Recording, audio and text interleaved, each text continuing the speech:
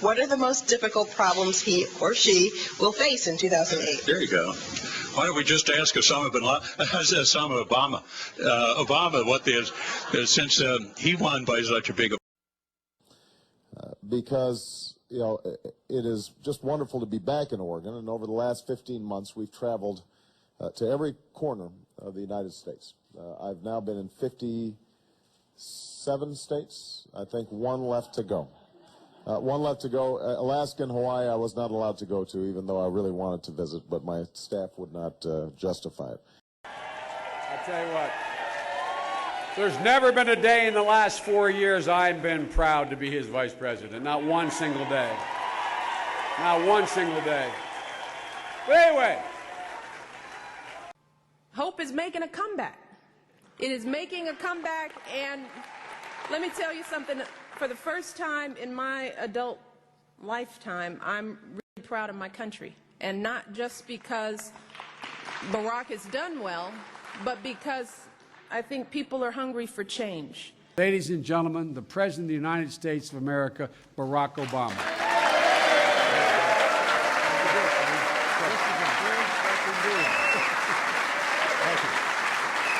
Thank you, everybody. Thank you. Thank you. Thank you, everybody. Well, why has it been delayed? Ma'am, at the LACPR is... You know, do me a favor. Could you say senator instead of ma'am? Yes, it's just a thing. I worked so hard to get that title, so I'd appreciate it. Yes, thank you. Yes, sir. People, tonight is the measure of whether the country begins in the state of Wisconsin a national drive to push back, or whether we have more to go to build a movement of resistance. But resist we must, and we will much about that be committed. Joining me now. I got to ask you about Elizabeth Emkin. She wants to debate you. The LA Times came out and said you ought to debate her.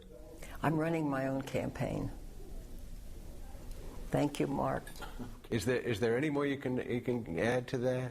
Did a large event in Modesto, did 3 or 4 meetings, been in Southern California, and that's what I'll continue to do. Wouldn't it be better for the voters to hear both sides? No, thank you very much. All right. Okay. Thanks. Oh, I see what you mean. I'm sorry. Well, I would hope not. I would hope that by now, well, I'm with the 11th Amendment, so is it the 11th Amendment that 14th is in?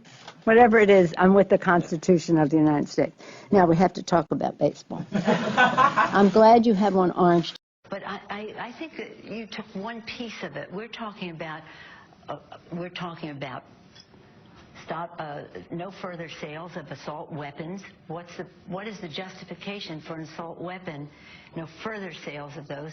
No further sales of the increased capacity 30 a gun. We're talking about background checks, which is very popular even among gun owners and hunters.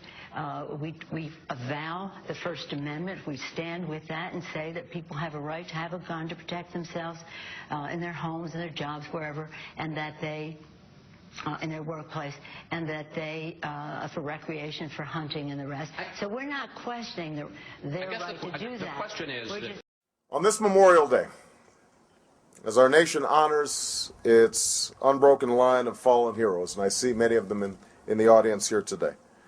One such translator was American of Haitian descent, representative of the extraordinary work that our men and women in uniform do all around the world. Navy Corpsman Christian Bouchard. And lying on a gurney aboard the USNS Comfort, a woman asked Christopher, "Where do you come from? What country?"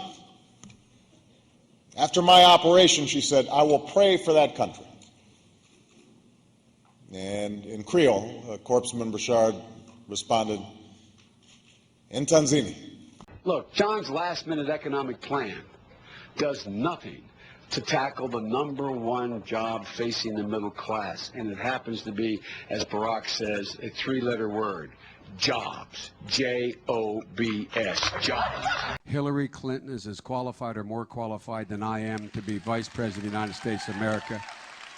Let's get that straight. She's a truly close personal friend. She is qualified to be President of the United States of America. She's easily qualified to be Vice President of the United States of America. And quite frankly, it might have been a better pick than me, but she's first rate. You know something?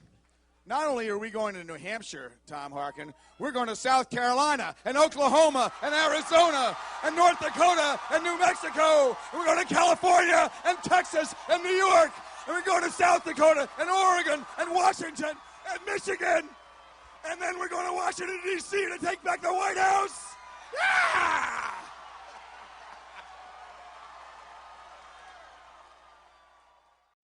The point I was making was not that my grandmother harbors any racial animosity. She doesn't. Right. But she is a typical white person who, if she sees somebody on the street that she doesn't know, you know, there's a reaction that's been bred into our experiences that don't go away and that sometimes come out in the wrong way. Don't have an opportunity.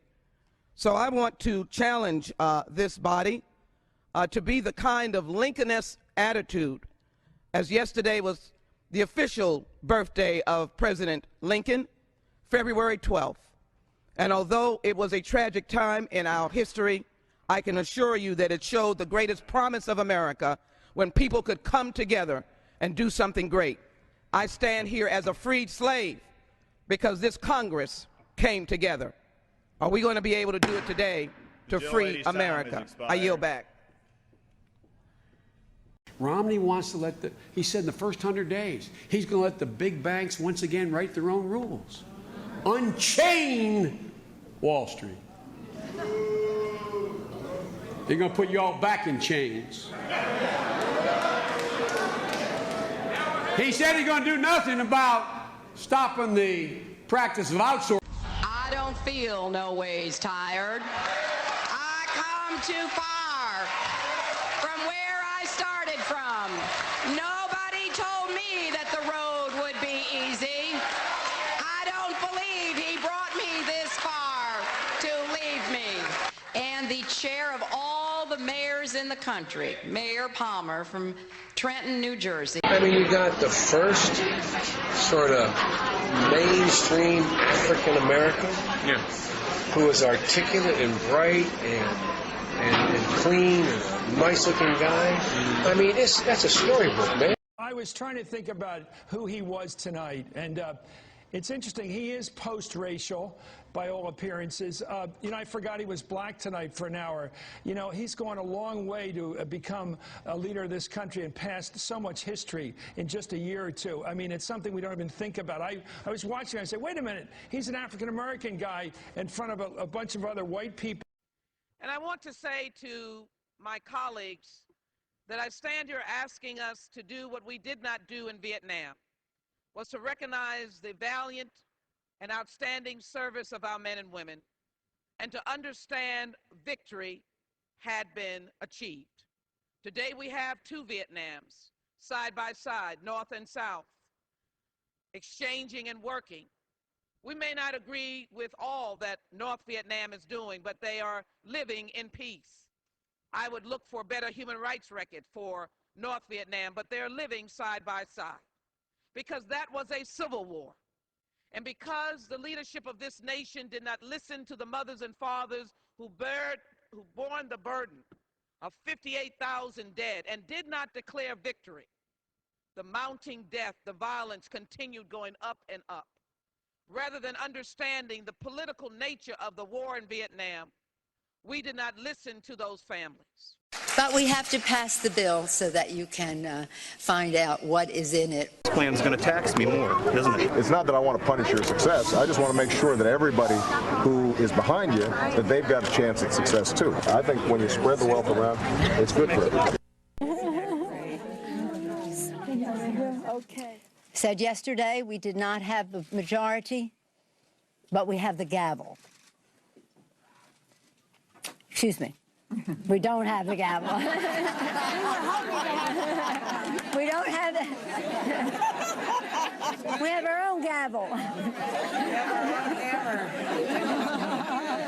We have something more important. We have unity. We do not have the gavel. We do not have the majority, but we have unity. You know the phrase they always use? Obama and Biden want to raise taxes by $8 trillion. Guess what? Yes, we do in one regard. We want to let that $1 trillion tax cut expire so the middle class doesn't have to bear the burden of all that money going to the super wealthy. This is deadly earnest. How they can justify raising taxes in the middle class has been buried the last 4 years. You know, under my plan of a cap and trade system, electricity rates would necessarily skyrocket. Even, you know, regardless of what I say about whether coal is good or bad, because I'm capping greenhouse gases, coal-powered plants, you know, natural gas, you name whatever the plants were, whatever the industry was, they would have to retrofit their operations. That will cost money. They will pass that money on to consumers. I want to get this right. In a 2006 press release, you declared Democrats have a common sense plan to help bring down skyrocketing gas prices. Gasoline now, it keeps going up proportionally. It's a record high in the history of gasoline. What happened? Well, it's almost 3 times what it was when President Bush took office. It was $1 something when he took office. Now it's $2.56 on average, but it's higher in California. $3.50 they're saying now. $3.50, or down 6 cents. So I would urge my Republican colleagues, no matter how strongly they feel, you know, we have 3 branches of government. We have a House, we have a Senate, we have a President, and all 3 of us are going to have to come together and give some.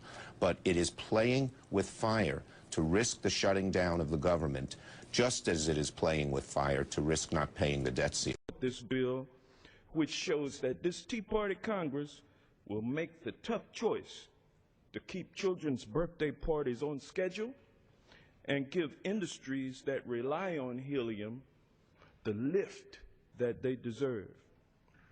Imagine, Mr. Speaker, a world without balloons. How can we make sure that the injustice of there being no helium for comedians to get that high-pitched voice that we all hold near and dear to our hearts? Imagine a world without balloons. Today, the House has chosen to just simply float above it all. And finally, we're going to do something for the American people, and we should all pat ourselves on the back for that. Too often lately, this body has sat deflated. Not for a lack of hot air, mind you, but seriously, ladies and gentlemen, unlike a noble element, this House has failed to act on Americans' real concerns. There are serious reasons to support this bill, and I do look forward to supporting it. The substance of this bill is not... If you've been successful, you didn't get there on your own. You didn't get there on your own. I'm always struck by people who think, well, it must be because I was just so smart. There are a lot of smart people out there. It must be because I worked harder than everybody else. Let me tell you something. There are a whole bunch of hard-working people out there.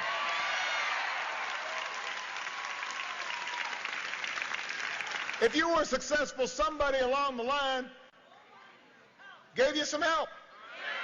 There was a great teacher somewhere in your life. Somebody helped to create this unbelievable American system that we had that allowed you to thrive. Somebody invested in roads and bridges. If you got a business, you didn't build that. Somebody else made that happen. The internet didn't get invented on its own. It will emerge from my dialogue with the American people. I've traveled to every part of this country during the last 6 years. During my service in the United States Congress, I took the initiative in creating the Internet. I took the initiative in moving forward a whole range of initiatives. I tell you. Well, good to see you. As you know, I got a lot of support from you, Sydney. That's where, and more to come, I think. Yeah, So, no, I've had a great relationship. In Delaware, the largest growth in population is Indian Americans moving from India. You cannot go to a 7-Eleven or a Dunkin' Donuts unless you have a slight Indian accent. It's a fully, I'm not joking. Oh, gigantic. because you're the one that I met with a group. Do you realize of the CEOs in Silicon Valley, 30% of the CEOs in Silicon Valley are Indian American? This week there was a tragedy in Kansas. 10,000 people died. An entire town destroyed. I talked to somebody in the governor's office, Governor Sebelius, who I was going to be traveling with in New Orleans, had to fly back. Found out that the National Guard in Kansas only had 40% of its equipment, and they are having to slow down the recovery process in Kansas. America. I'm so glad we had that storm last week, because I think the storm was one of those things. No, politically, I should say, not in terms of hurting people. The storm brought in possibilities for good politics. I want to thank Chris Matthews, Lawrence O'Donnell, Reverend Al Sharpton, Ed Schultz, and Steve Schmidt. MSNBC's live coverage of the 2012 election continues after this with Thomas Roberts, and then at 5 a.m. with... But the Taoiseach knows a lot about it. His mom lived in Long Island for 10 years or so. God rest her soul. And although she's... Wait, your mom's still alive as your dad passed. God bless her soul. If I lived in Massachusetts, I'd try to vote 10 times. I don't know if they'd let me or not, but I'd try to. Yeah, that's right. I'd cheat to keep these bastards out. I would. Because that's exactly what they are. These Tea Partiers, I tell you what, number one, they're not well educated. They're not up on the issues. They've been whipped up into a frenzy. And they carry guns out there to these rallies. Damn right, I got this thing. I'll show them. I'll show Obama I got freedom. Proposition 19 won't even legalize marijuana. It will still be legal under federal law, and Attorney General Eric Holder has indicated he will enforce federal law vigorously. Abraham Lincoln helped to build the interstate or the Intercontinental Railroad in the middle of the Civil War because he understood this was going to be important. Part of what a leader does is to instill confidence, is demonstrate that he or she knows what they're talking about and communicates to people. If you listen to me and follow what I'm suggesting, we can fix this. When the stock market crashed, Franklin Roosevelt got on television and didn't just talk about the princes of greed. He said, look, here's what happened. Education, if you make the most of it, and you study hard, and you do your homework, and you make an effort to be smart, you can do well. If you don't, you get stuck in a rack. And I also am told that Chuck Graham, state senator, is here. Chuck, stand up. Chuck, let him see you. Oh, God love you. What am I talking about? I tell you what, you're making everybody else stand up, though, pal. Thank you very, very much. I tell you what, stand up for Chuck. Thank you, pal. You can tell I'm new. Good to see you, buddy. Thank you.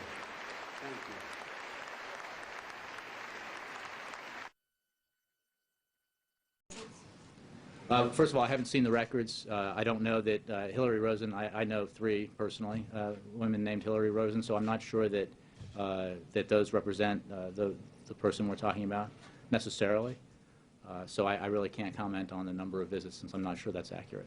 3 months ago, we do not have an economic recovery package. 500 million Americans lose their jobs. I don't think we can go fast enough to stop that. The President asked for action swift and bold. That is what we are doing. What guarantees are you going to give this liberal about how that will reduce the cost of gasoline at the pump if we let you drill where you say you want to drill. I can guarantee to the American people, because of the inaction of the United States Congress ever increasing prices unless the demand comes down, and the $5 will look like a very low price in the years to come if we are prohibited from finding new reserves, new opportunities to increase supplies. And guess what this liberal would be all about? This liberal will be all about socializing, would be about basically taking over and the government running all of your companies. I've also asked the school board to make a part of every day some kind of anti-violence, anti-gun message. Every day, every school, at every level. One thing that I think is clear with young people and with adults as well is that we just have to be repetitive about this. It's not enough to simply have a catchy ad on a Monday and then only do it every Monday. We need to do this every day of the week and just really brainwash people into thinking about guns in a vastly different way. Repeat the last part of the question, please. So she's asking if a ban goes into effect on certain kinds of weapons and high-capacity magazines. And what's her name? Kate. Kate, if you want to protect yourself, get a double-barrel shotgun, have the shells, a 12-gauge shotgun, and I promise you, as I told my wife, we live in an area that's wooded and somewhat secluded. I said, Jill, if there's ever a problem, just walk out on the balcony here or walk out, put that double-barrel shotgun and fire 2 blasts outside the house. I promise you, who's ever coming in is not going to, you don't need an AR-15. It's harder to aim, it's harder to use, and in fact, you don't need 30 rounds to protect yourself. Buy a shotgun. Buy a shotgun. Is the world flat? Is the world flat? Yes. I don't know. What do you think? I never thought about it, Whoopi. Is the world flat? I never thought about it. You never thought about whether the world was No, because round? but I'll tell you what I've thought about, how I'm going to feed my child, how I'm going to take care of my family. The world flat has never entered into, that has not been an important thing to me. You'll teach your son, Jeffrey, If my son, Jeffrey, asks me, is the world flat, I guess I will go and Columbus already... He was executed for WWB in a GC. Walking while black in a gated community. No, this is a island that at its widest level is what, 12 miles from shore to shore, and at its smallest level or smallest location, it's 7 miles between one shore and the other. Is that correct? I don't have the exact dimensions, but to your point, sir, I think Guam is a small island. Very small island, and about 24 miles, if I recall, long. So 24 miles long, about 7 miles wide at the least widest place on the island, and about 12 miles wide on the widest part of the island. And I don't know how many square miles that is. Do you happen to know? I don't have that figure with me, sir. I can certainly supply it to you if you'd like. Yeah, my fear is that the whole island will become so overly populated that it will tip over and capsize. We don't anticipate that. The Guam population, I think, currently about 175,000, and again, with 8,000 Marines and their families, it's an addition of about 25,000 more into the population. And also things like the environment, the sensitive areas of the environment, coral reefs and those kinds of things. And I know that, you know, lots of people don't like to think about that, but, you know, we didn't think about global warming either. And Now, we do have to think about it, and so I'm concerned from an environmental standpoint whether or not Guam is the best place to do this relocation, but it's actually the only place. Is that correct? This is the best place. This is the farthest west U.S. territory that we own, and this is part of our nation.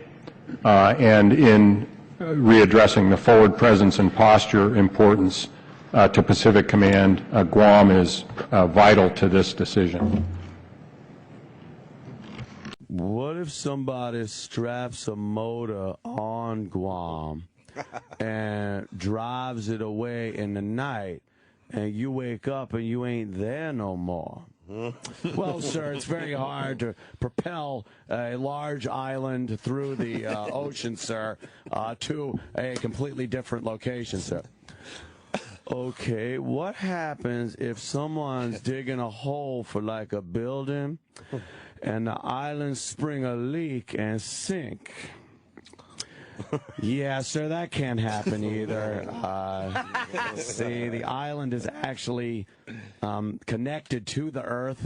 It's virtually a mountain where most of it is under the water and just the top is poking out. Now, you sound ridiculous. A mountain in the ocean? That's crazy.